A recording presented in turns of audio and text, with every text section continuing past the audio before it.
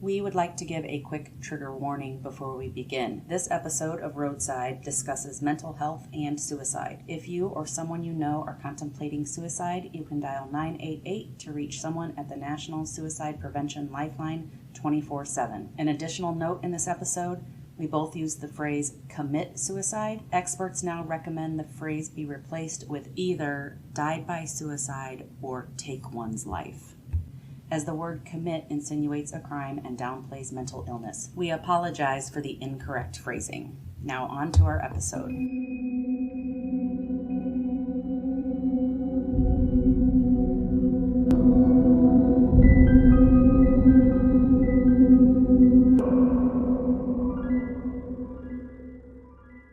Welcome to Roadside. I am so excited. This is our very first ever episode of our new podcast. I'm Abigail. And I'm Janica.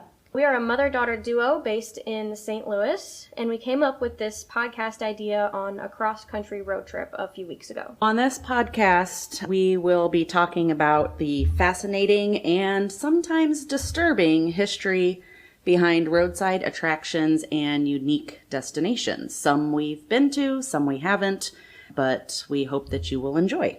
Now I get into it? Yeah. All right. Well, do we want to intro anything else about us? All right, so a little bit about me. Okay.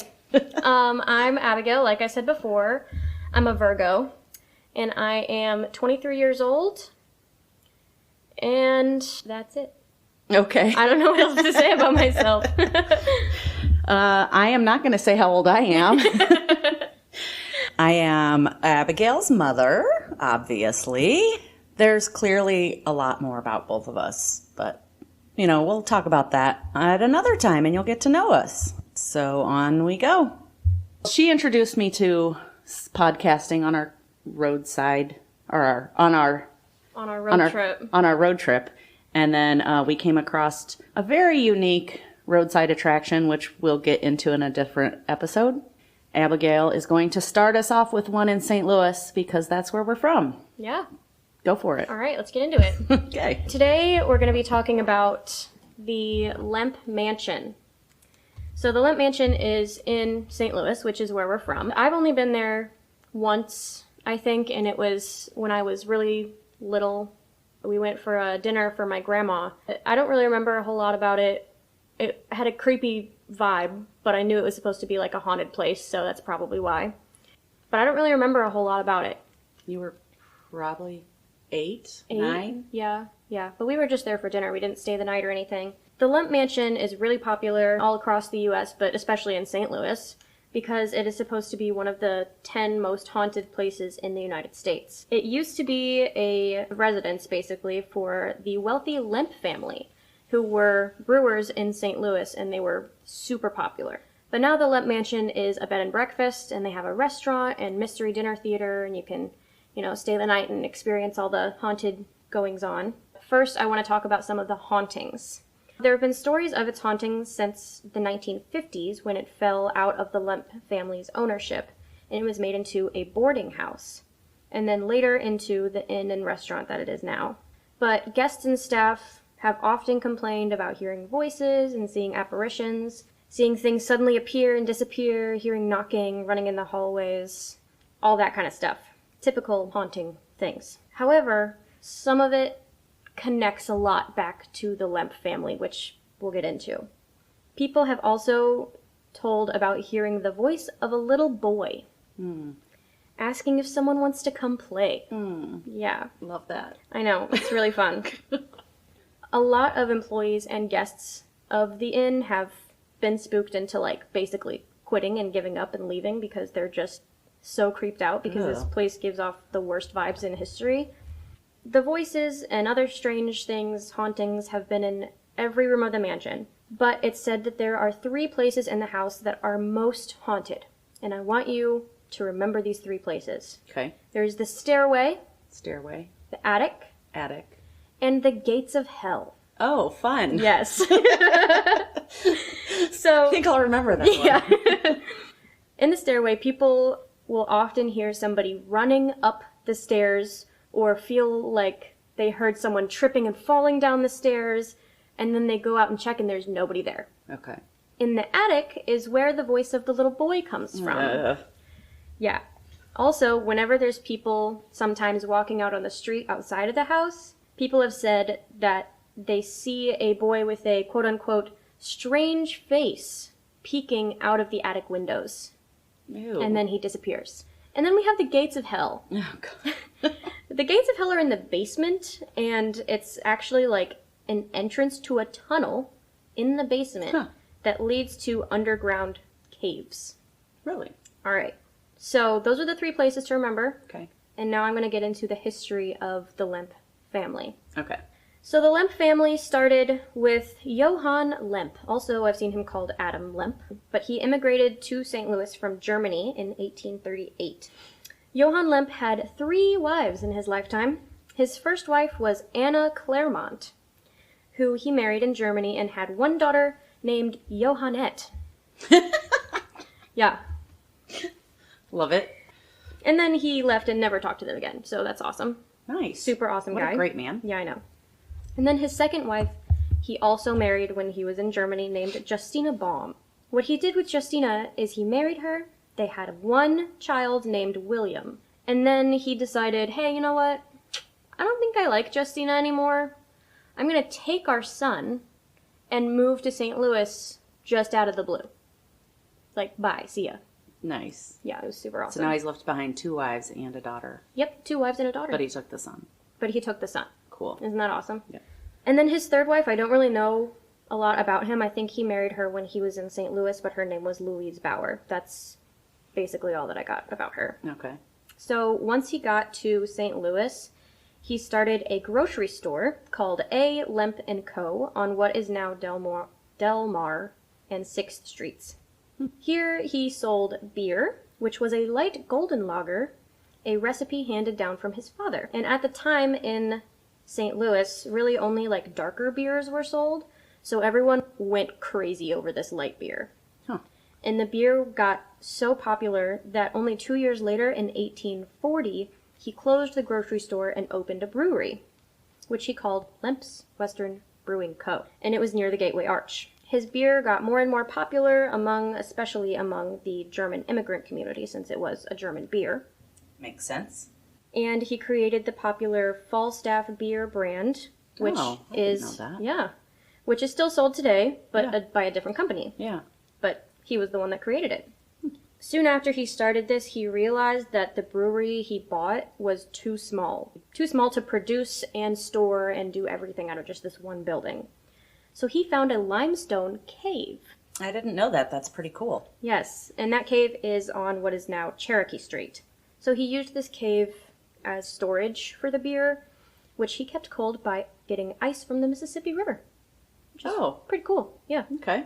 Because the Mississippi was like right there. Yeah. By the 1850s, Lemp's Western Brewing Co. became one of the most popular brewing companies in St. Louis. And in 1858, they actually won first place in the beer division at the St. Louis Fair. Cool. Johann passed away on August 25th in 1862. And at the time of his death, he was rolling in the dough. He was a millionaire. As far as I know, he passed away of natural causes. I didn't really see anything about that. But once he passed away, his son William, who he had taken from Germany, took over the brewery. William began expanding the brewing co. Just 2 years after his father's death in 1864. Because they were, again, getting like more and more popular, they just needed more and more space. He purchased the property that was right above the caves, and eventually the brewery was expanded over 5 city blocks. Dang. It was pretty big. William Lemp and his wife Julia were gaining power and wealth as their brewery became more prominent, and they basically became celebrities in St. Louis. They were like in all the newspapers, people saw them at fancy parties, and everybody knew them in the city. This is when the famous Lemp Mansion was finally built. In 1868, William Lemp's father-in-law, Jacob Fikert, correct me if I'm wrong. I don't know how. Okay. I've never heard of him, so I have no idea. We're going to go with Fikert. Okay. Began building this house not too far from the brewery. And in the same year, William and Julia had their first child, William Lemp Jr. Okay. William Sr. and Julia had 6 children total, and I looked and I don't know the order of these children. I know that William was the first, and Frederick was the fourth. Okay. That's all. But other than William Jr. and Frederick, we have Edwin, Charles, Elsa, and Louis. Okay. Even though William Jr. was their first child, William Sr. liked Frederick best. Oh. And it was very obvious. Great. He was a big favorites guy. He was kind of grooming Frederick to become the next one to take over the Lemp Brewery. Okay. Once the house was complete, William Sr. and their family moved in 1876, and that's when it became the Lemp Mansion. He planned to use it as a home for him and his family and also an office for the brewery. And you might think, well, how is there enough space for 8 people and an office for the biggest brewery in St. Louis in this one little house? Well, this house had 33 rooms. Oh my gosh. And it was 3 stories, not including the attic. Okay. So it was big. They were very rich. However, William Sr. didn't think that it was big enough, didn't think it was cool enough, so he began renovating it and expanding it basically immediately. So he had tunnels built from the basement into the caves under the brewery, so they could walk from his basement to the brewery caves. Didn't have to leave the house. Didn't even have to leave the house. It's snowing outside, no problem. You can just walk through the tunnels. Ooh, I want to do that.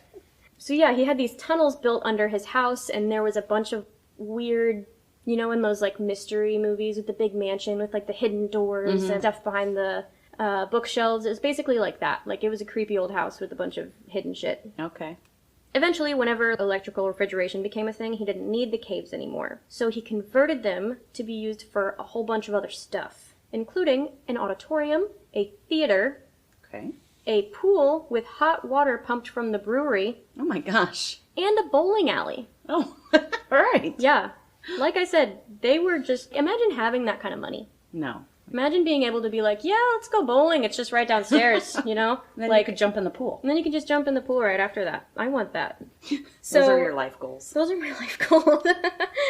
By the 1890s, the Lemp Brewery gained national popularity, and it actually became the first brewery to sell its beer coast to coast. Cool. It was also the first brewery to use refrigerated train cars. You know, interesting little tidbit. Yeah. But in the middle of all of this success and the bowling alley and the pool and the being super famous, they had their very first tragedy. Uh-oh. I know. So remember William Sr.'s favorite son and heir to the fortune? Yeah. He died. Oh. I know. He died of heart failure in 1901 at age 28. Oh. That's Yeah. 1901? Mm-hmm. Okay. William Sr. was just absolutely heartbroken, and he began slow decline. He withdrew from the public, and only 3 years after his son's death, his best friend, Frederick Pabst of Pabst Blue Ribbon, who I'm also assuming he named his son after. This was William Sr.'s best friend, also passed away. Oh. I don't know how or what happened, but after this, William started to basically lose interest in everything. He got really depressed. He still showed up to work every day, but people said he was just like really nervous and anxious and just not Understandably. himself. Yeah. His physical and mental health kept declining until February 13th, 1904, which was only 44 days after his best friend's death, when William Sr. committed suicide in the Lemp Mansion. Oh. He shot himself in the head with a .33 caliber Smith & Wesson in his office. That's not And good. he would be the first of many suicides in this family. Really? Yes. After William Sr. took his life, William Jr. took over. Even though he didn't know anything about the business, he wasn't the one that was supposed to take over. That was Frederick. Right. But Frederick's gone, so now it's up to William Jr. So he took over Lemp Brewery in November of 1904. And he was not good at his job. No. He was not good at running this brewery at all. But you know what he was really, really good at? No, I don't know. Really good at spending money Oh. and partying and all that jazz. Okay. So he was the bad boy of the Lemps. Once he inherited the brewery, he also inherited the insane amount of money that the family had. Yeah. And as soon as he got his hands on it, him and his wife Lillian started to spend it. Of course they did. I'm going to talk about Lillian for a second, which is William Jr.'s wife. Born Lillian Handlin, and she came from a wealthy family whose money came from the railroad supply business, and she was supposed to be super beautiful. So her and William Jr. married in 1899 and had their one and only child, William III, in 1900. All the Williams get a little confusing, but I'll try my best to figure them out. Okay. Lillian became known as the Lavender Lady. Oh. In the public, in the newspapers, everyone called her, like, the Lavender Lady.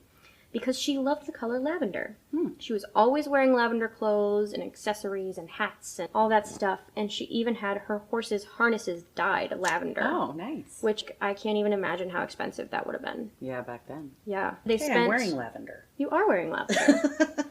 So like I said, they spent all their money, not all of it, but they started spending a bunch of their money on servants and carriages and clothes and art and anything they thought they would ever want. Okay. And William Jr. loved showing off his wife and their wealth, and they went to all these parties, and they were always the best dressed and all that stuff. They were in the spotlight all the time. However, William Jr. started to become a little bit of a player. Oh. Yeah. I want to take a second to highlight the differences between William Jr. and William Sr. Okay. Before I continue. Okay. Like we know, William Sr., born in Germany, and he watched his father, Johann, build the whole empire from the ground up. Right. He saw how much work it took. He saw how hard his dad worked to support them. He remembered what it was like just moving to St. Louis and being poor still, and this gave him a really strong work ethic and a sense of respect for his family. He worked really, really hard to keep the business up and running and make his dad proud and support his family. William Jr., on the other hand, was born rich. Yeah. He was the firstborn of this super rich family. He never really saw all the hard work it took in the beginning and was basically just given whatever he wanted whenever he wanted. And this gave him a sense of entitlement. And he thought he deserved all the money that he had, anything that he wanted, including women. Oh. Yes. So when he eventually got tired of his wife, like a little bitch, he began sleeping around. Like his grandpa, yes. So he began sleeping around. And in order to do this, he had to find ways to keep Lillian out of the house. Okay. He knew that Lillian liked to shop and spend money, so to keep her out of the house, he gave her an allowance of $1,000 per day. How much is that now? Now, that is $34,000. A day? A day. Holy shit. Yeah. Imagine having the kind of money where you can just be like, here, honey, buy yourself something pretty. Here's $34,000. First of all, I don't need a man to give me an allowance. I mean, yes. But second of all, $34,000 a day? Jeez. Like, I want that. Did you even spend $34,000 every single day? I mean, like, for Apparently the first she week, did. I'm sure I could. Yeah. But then after that, like... Apparently she did spend this money every day. Oh, so Lord. They knew what they were doing with money. They had some like, money. He was a sugar daddy. He was. And you know what? Good for her. Yeah. Get that bag. Get that bag. If you're going to be out there cheating... While Lillian was out spending her money, as she should, William Jr. was throwing these absolutely ridiculous parties. And he threw these parties in the caves below the mansion. Ah. Him and his buddies would go swimming in the pool, and they would go bowling in their bowling alley, and they were able to drink all the beer that they wanted and basically enjoy everything that William Jr. had to offer, which was literally everything. Nice. And one of these things he offered was prostitutes. Oh, gross. Yeah. He would bring in all these prostitutes to these underground cave parties for all of his friends and him to just pass around. That's so disgusting. Yeah, it was not a good time. As far as I know, all of his cheating was kind of swept under the rug and nobody really knew about it. Yeah. At least that I could find. Until he got someone pregnant. Ah. Mm-hmm. I found conflicting sources. Some people say that this woman was one of the prostitutes, and some say it was a servant in the mansion. Yeah, okay. So I don't really know. This boy that was born, his unofficial son, or whatever you want to say, has no documentation to prove that he existed. Oh. Nothing. As far as I know, he was not named. What? There's... Did they give him up for adoption? Nope. I'll get there. Okay. I'll get there. Okay. This boy was also born with Down syndrome. Aw. Yes, which back then, everyone was like, oh, he must be the spawn of the devil, right. you know? Right. Bullshit. So he had no name that I could find. The only things that I saw him called were the illegitimate child. God. and, quote, the monkey-faced boy. Oh, that's so sad. Yeah, disgusting. Ugh. But I'm not going to call him either of those things. No, because absolutely not. that's fucked up. So I'm going to call him the Mystery Lemp Boy because I don't really know what else Okay. to call him since he has no name. And I think the reason that he didn't have a name was, and why there was no official documents, was because William Jr. was just so ashamed. Oh, he was yes. so ashamed. So ashamed. Can't believe he had a, quote, illegitimate child, and that this child had Down syndrome. It is just, the shame of his life. Yeah. I hate this man.